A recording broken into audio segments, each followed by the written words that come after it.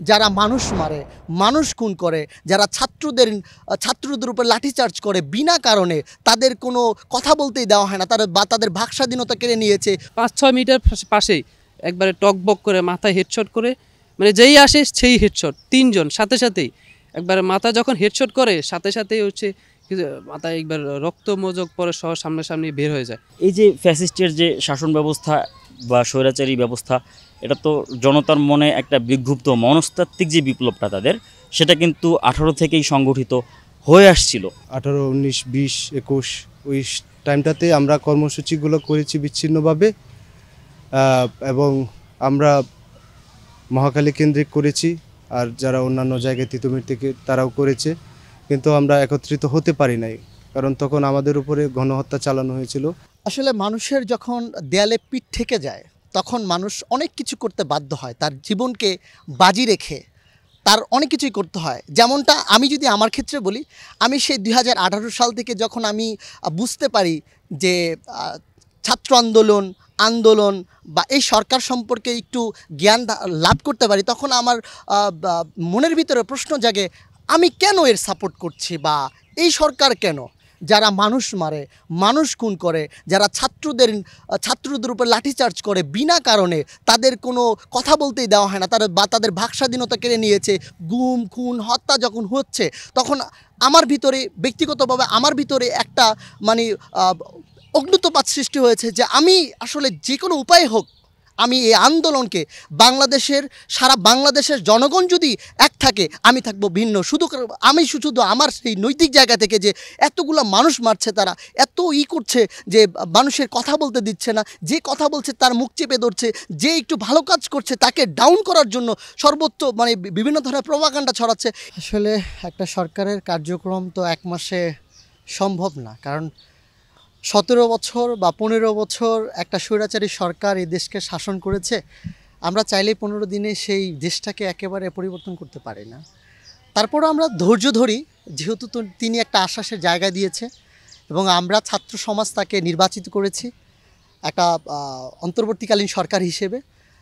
সেটা আসলে দেখার অপেক্ষা যে সে কতটুকু কাজ করছে। তবে আমি আমার জায়গা থেকে বলবো যে কাজ নিষ্ঠার সাথে করতে হবে, দলীয়করণ যাতে না হয়, এটাই আর কি, এর বেশি আর কিছু বলার নেই। জুলাইয়ের বিপ্লবের কথা মনে আসলে আমার ওই ঘটনার মনে আসে।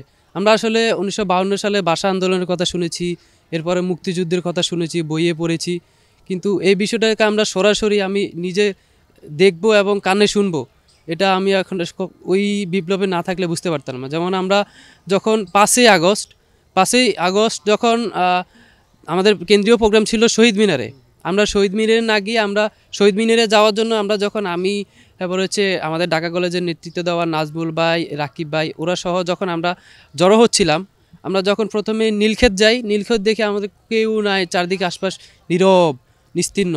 সকাল 10টার ঘটনা, আমরা 10টার পরে হচ্ছে আমরা ওইখান থেকে ইয়ের দিকে আসি, কেন্দ্রীয় শহীদ মিনারের দিকে আসি। ওখানে তখন সাউন্ড গ্রেনেড হয়, আমাদের তো ঢুকতেই দেয় না, এবং ওইখানে কড়া নিরাপত্তা ছিল শহীদ মিনারে 5 তারিখে।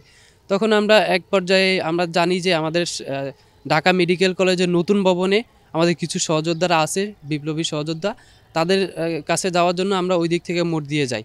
তো ওই জায়গায় আবার ওই যে ঢাকা মেডিকেলের কর্নারের যে মোড় আছে, ওই জায়গায় পুলিশ আমাদের 2 রিক্সা, আমরা 3 রিক্সা ছিলাম, 2 রিক্সা ওখানে ব্লক করে দিয়েছে। আমরা সামনে নেমে হেঁটে চলে আসছি, আমাদের ধরে নাই।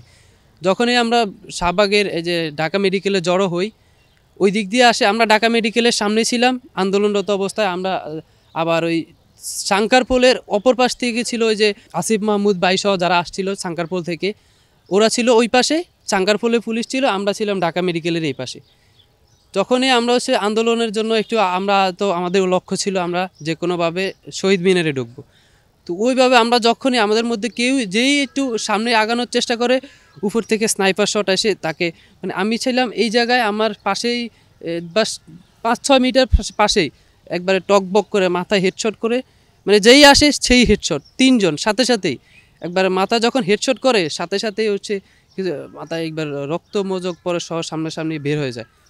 ওই সিনগুলো আমরা যখন দেখছি, তখন আসলে নিজেকে আর পিছন দিকে ফেরার কোনো অপশনই ছিল না। ওই জায়গায় ছিল হয় বিপ্লব, না হচ্ছে এই জায়গায় জীবন দেওয়া।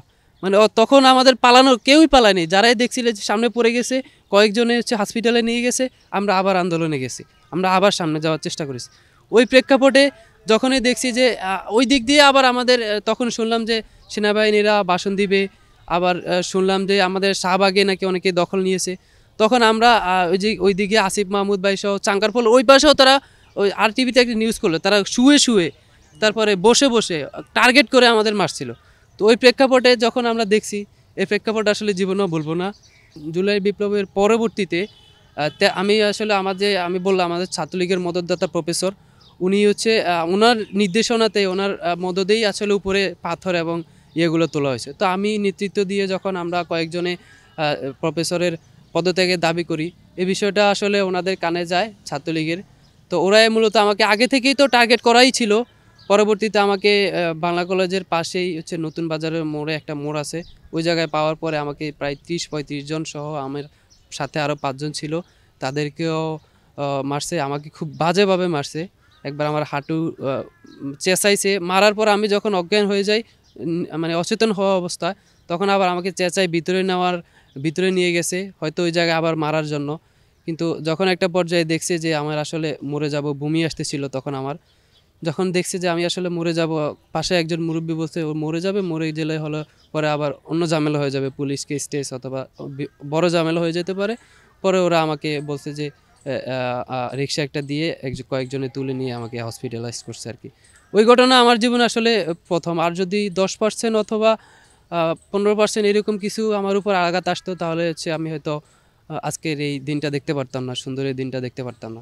সব জায়গাতেই, সারা দেশে সব জায়গাতেই হামলা হয়েছে, কিন্তু মহাখালীর ঘটনা অনেক ভিন্ন রকম এবং আরও বেশি ট্র্যাজেডিক ছিল। সেখানে দুর্যোগ ব্যবস্থাপনা অধিদপ্তর, এছাড়াও হচ্ছে এদিকে সেতু ভবন, সম্পূর্ণটা মিলিয়ে আন্দোলনকারীরা এবং এখানে আরও কিছু যারা ছিল অতি উৎসাহী বা অতি উগ্র যারা ছিল, তারাও কিন্তু সেখানে আন্দোলনকে প্রথমে আন্দোলন তো এটা আন্দোলনই তার গতিপথ নির্ধারণ করেছে, কিন্তু আন্দোলন কিন্তু প্রথমে কোটার বিরুদ্ধে ছিল, কিন্তু এই আন্দোলন কিন্তু শান্তিপূর্ণ একটা আন্দোলনই ছিল, এভাবে চলমান ছিল।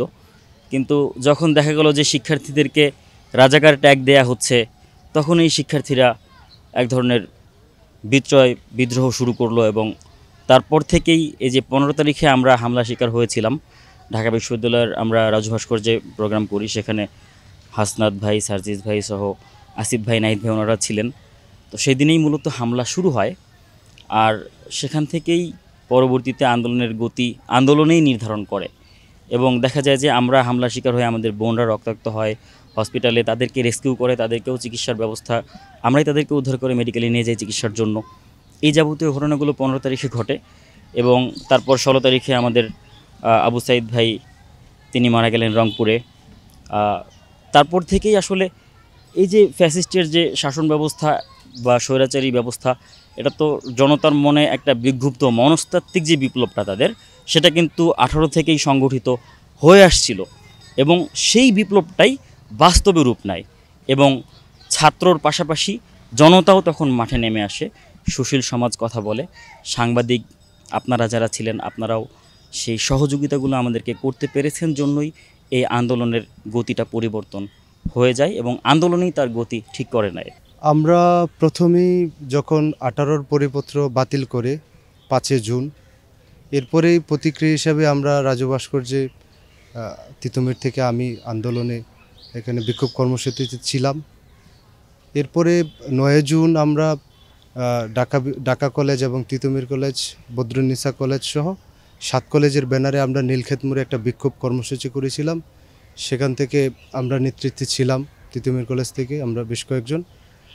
তো এভাবেই আসলে আন্দোলনের শুরুর দিকে আমরা প্রথমেই শুরু করেছিলাম, যখন আসলে মানুষের ধারণা ছিল না যে আসলে কোটা সংস্কার আন্দোলন এই গণ অভ্যুত্থানে পরিণত হবে।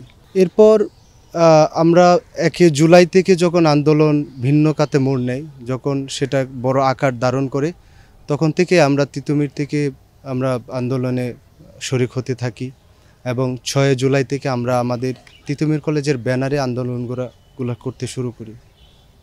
8 জুলাই আমরা ফার্মগেট ব্লক করি বাংলা ব্লকেডের কর্মসূচির অংশ হিসাবে। এরপর সেখানে আমরা ছাত্রলীগের বাধার সম্মুখীন হই। এবং আমাদেরকে বিভিন্নভাবে থ্রেট করা হয়ে থাকে। তখন আমরা ঢাকা বিশ্ববিদ্যালয়ের সূর্য সেনের হলের সাহায্যে ফার্ম গেট ব্লকেড কর্মসূচি আমরা সফল করি। 10 জুলাই আমরা তিতুমিরের বিগত 15-16 বছরের ইতিহাসে মহাখালী ব্লকেড করি এবং ইতিহাসে আমরা একটা স্থান করে নিই।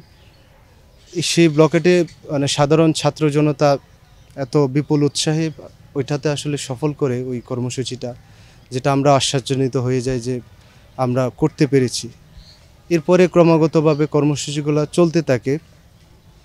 18 এবং 19 জুলাই যেটা হয় যে গণহত্যা চালানো হয় আমাদের উপরে, তখন থেকে আসলে আমরা 18, 19, 20, 21 ওই টাইমটাতে আমরা কর্মসূচিগুলো করেছি বিচ্ছিন্নভাবে, এবং আমরা মহাখালী কেন্দ্রিক করেছি, আর যারা অন্যান্য জায়গায় তিতুমির থেকে তারাও করেছে, কিন্তু আমরা একত্রিত হতে পারি নাই, কারণ তখন আমাদের উপরে গণহত্যা চালানো হয়েছিল।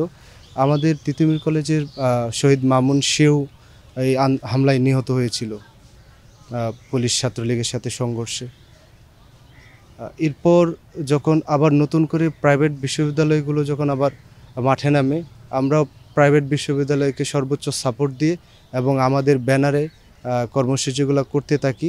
এবং 3 আগস্ট যখন এক দফার কর্মসূচি ঘোষণা করা হয় যে শেখ হাসিনার পদত্যাগ, তখন সেটাতে আমাদের পূর্ণ সমর্থন ছিল এবং আমরা সেই সমর্থন অনুযায়ী এক দফার দাবি আদায়ের লক্ষ্যেই পরবর্তীতে আন্দোলনগুলো করে যাই। এবং 5 আগস্ট আমরা গণভবন, প্রধানমন্ত্রীর কার্যালয় ঘেরাওয়ের মাধ্যমে আমরা এই গণ অভ্যুত্থান সফল করি।